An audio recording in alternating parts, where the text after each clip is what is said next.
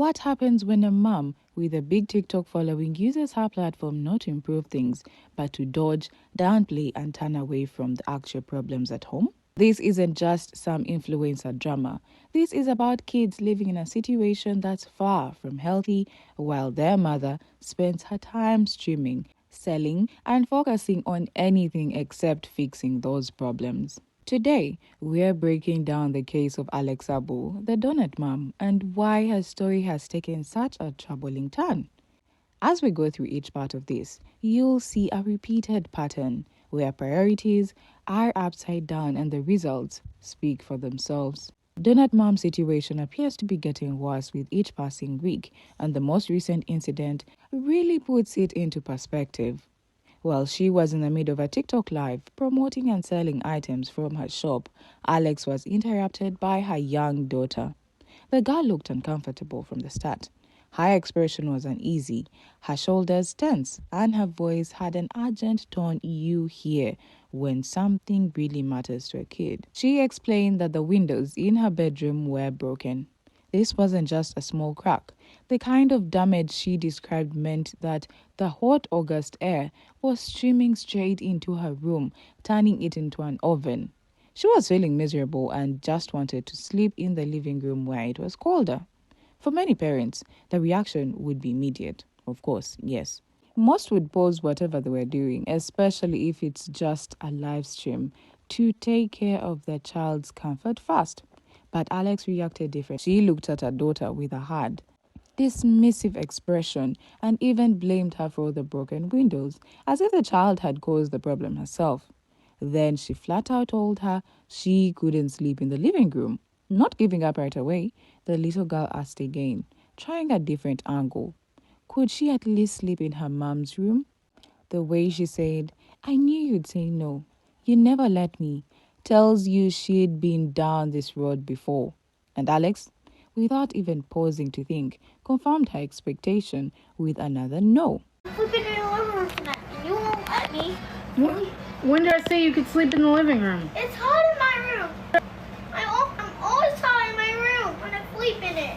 I didn't say you could sleep in the living room. Why did I not sleep in the living room when it's hot in my room? I'm gonna be hot all night. I'm hot every single night in my room. Okay. I got a lint remover. You got one. Why did you get another one? Your dad? She's not outing me. She has her own bedroom. I don't know what you guys are talking about. It's hot in my room, and that's it. You don't have to sleep in here. Yeah, but you won't let me sleep in there. And it's hot in In my where? What? Sleep in where? In your room? No, you're not sleeping in my room. I know, you never let me. No, I don't. And it's hot in my room. That's why I always have to sleep in here. This wasn't a situation where the child was trying to avoid bedtime or be difficult. It was a fair request, based on a real comfort issue. Anyone who's lived through a hot summer knows that heat can be exhausting and even risky if it's extreme, and broken windows can make that worse. On top of that, a broken window can be a concern for safety. It's not just about temperature. But Alex kept her focus on her views, her live stream, and her sales pitch, acting as though the problem could wait. To make matters worse, she mentioned the broken windows while still live. That means she essentially told people watching about a weak spot in her home security. Sharing that kind of detail publicly can be risky, and to do it while also dismissing her child's request shows how misplaced her priorities were in that moment. This whole interaction wasn't a slip-up, it was a clear choice. And in that choice, online engagement and keeping the live stream going outweighed her daughter's comfort, safety, and peace of mind. This was not the first time people had raised concerns about the level of care and attention the children were getting.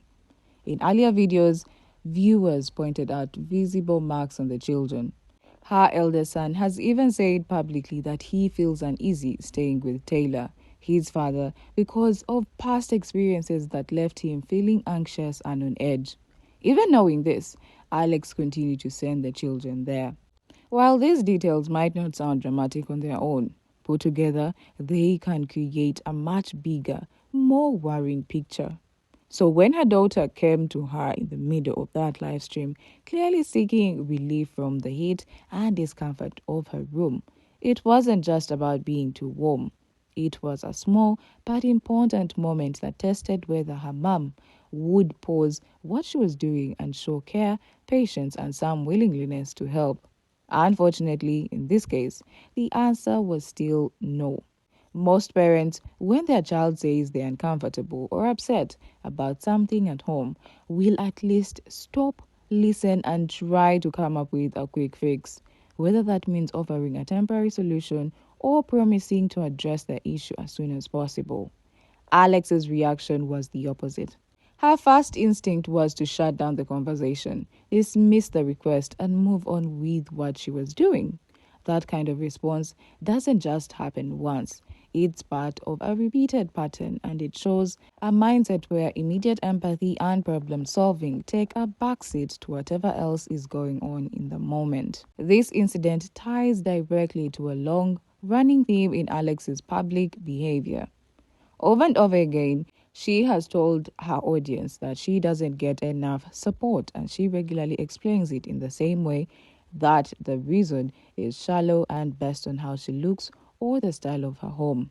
She points to the fact that she's not thin and that her home doesn't have the carefully curated picture perfect aesthetic seen in influencer posts. Donut Mom genuinely believes that she deserves more support. For what? There's a difference between being a mother and someone who has children. I should have gotten more support. But I guess it's because I'm not the mom with the aesthetic house. I'm not the mom with the aesthetically pleasing house. Or the skinny, nice to look at mom. Do I need to remind you that this is what you are demanding support for?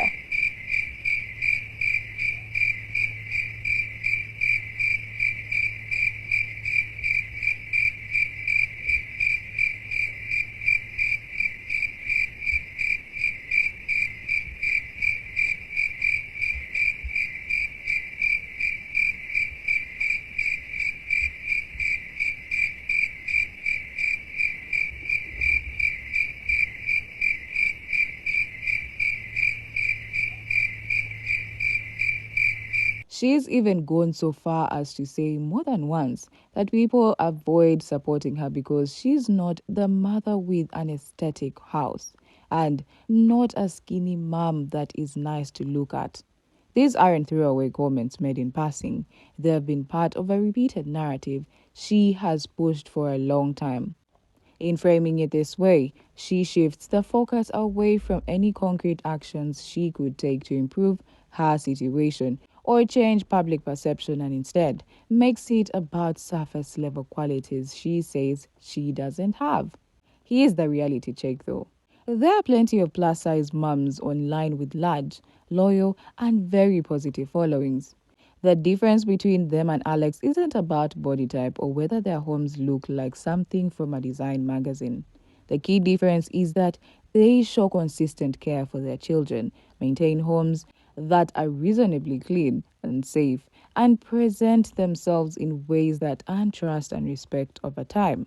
Alex's claim that her size and the lack of an aesthetic home is the main reason she doesn't get support simply doesn't hold up, especially when there are countless examples proving the opposite. In multiple clips and posts she shared herself, the state of her home is impossible to miss.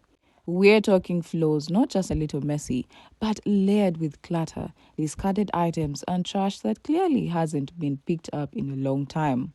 The kitchen counters are stacked high with unwashed dishes, some that look like they have been sitting for days, maybe even weeks, leaving little to no space to prepare meals. Bugs can be seen crawling or buzzing in the background, and animal droppings are visible on the floors in more than one area. This isn't a case of catching a messy day by chance. It is a consistent backdrop her audience has noticed in video after video, making it clear that this is a normal environment her children live in. Even with all this on display, Alex still goes online to ask for more support from her audience, acting as if the current level she receives isn't nearly enough. The reality is, she already has several streams of income keeping her more than afloat. 1. Government assistance to cover everyday essentials. This isn't just a small help. It's a steady, reliable form of support that many struggling families would consider a lifeline. It's money and resources that take care of the basics month after month and give her a level of stability a lot of parents can only hope for. 2. TikTok payouts from the high engagement she gets through constant posting. These aren't unpredictable or occasional. They come in consistently because of the size of her following, the volume of her content, and the level of interaction it generates. This is income she can count on, built from an audience that keeps showing up whether they are there to support or to criticize. 3. Extra earnings from the waves of attention, both positive and negative, that her more controversial content stirs up. This means that even when her videos spark outrage or backlash, the algorithm pushes them further, drawing in more views and more money. In other words, even criticism becomes a source of profit. When you compare this to the reality for so many parents out there, working 1 or 2 jobs, stretching paychecks to cover rent, food, utilities, and still managing to keep their homes in order, it becomes glaring. Alex is in a far better position than most to invest in deep cleaning, home repairs, or anything else that could improve her kids' living space. Yet, despite having those means, there is no sign she's directing them toward fixing these problems. Instead, the requests for more support keep coming, while the visible condition of the home and the issues inside it don't seem to change at all. Instead of taking these problems head on, Alex often frames motherhood as something uniquely difficult in her case, especially pointing out that she has 3 kids. But here's the thing, she doesn't have them full time. Many other parents juggle raising more than 3 kids, managing their homes, and holding down 1 or even 2 jobs at the same time. The difference is, those parents make it work because they choose to set priorities differently. Of course, no one expects a home with kids to look spotless every minute. Mess happens, spilled juice, toys on the floors, laundry piling up. That's life. But there is a big difference between a lived-in home and one that has gone beyond normal mess into being unsafe or unhealthy.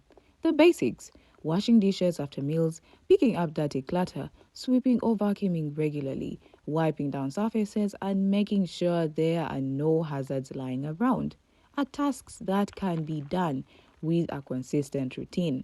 And for someone who is at home most of the day, these are absolutely manageable if made a priority.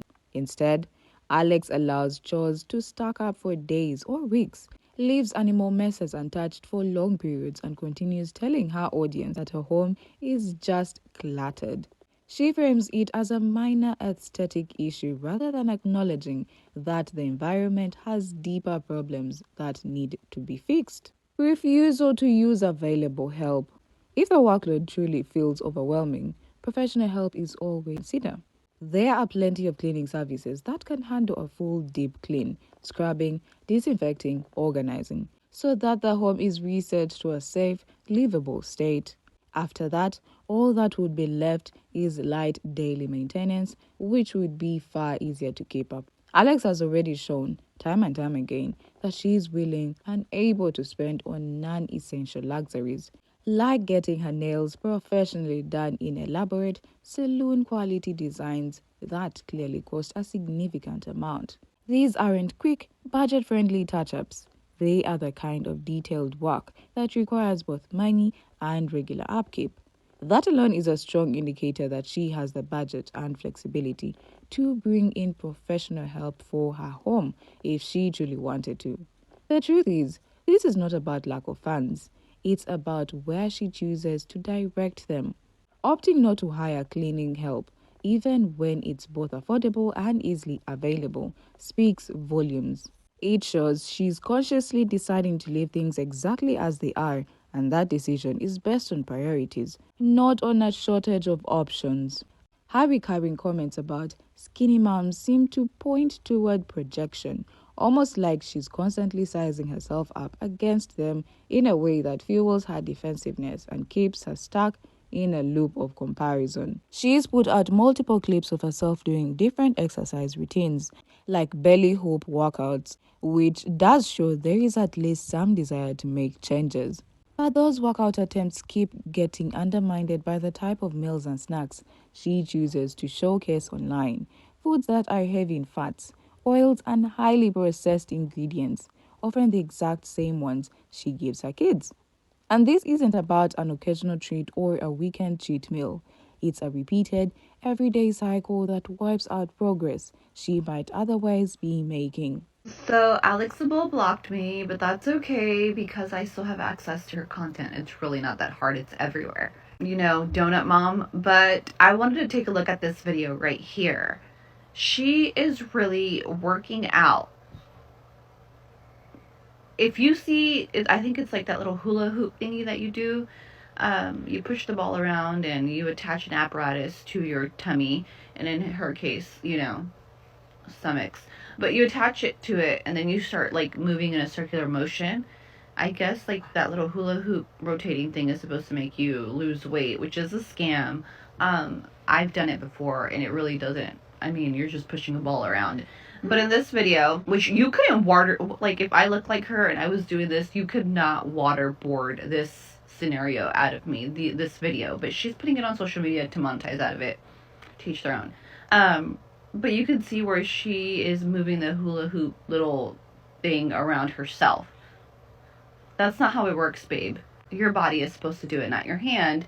She like clips the clips, I guess, to make it look like it's actually going around. I don't know. Go ahead and follow me for more videos and, controversial takes, because I post a lot of controversial videos. It's my thing. When you zoom out and look at the bigger picture, it fits perfectly into a broader pattern we've seen with her over and over again, putting forward an image of trying or working on it, but not actually following through with the consistent, long-term changes needed to get the results. It's a loop. She starts with energy, loses momentum, slides back into old habits, and then shifts the blame to outside factors rather than staying focused on the work and discipline it takes to truly change. The bigger picture. Alex Abo, the donut mom, isn't stuck in an impossible situation. She's actually in a rare position where she has the resources, the time, and the platform to completely change the story she's telling the world.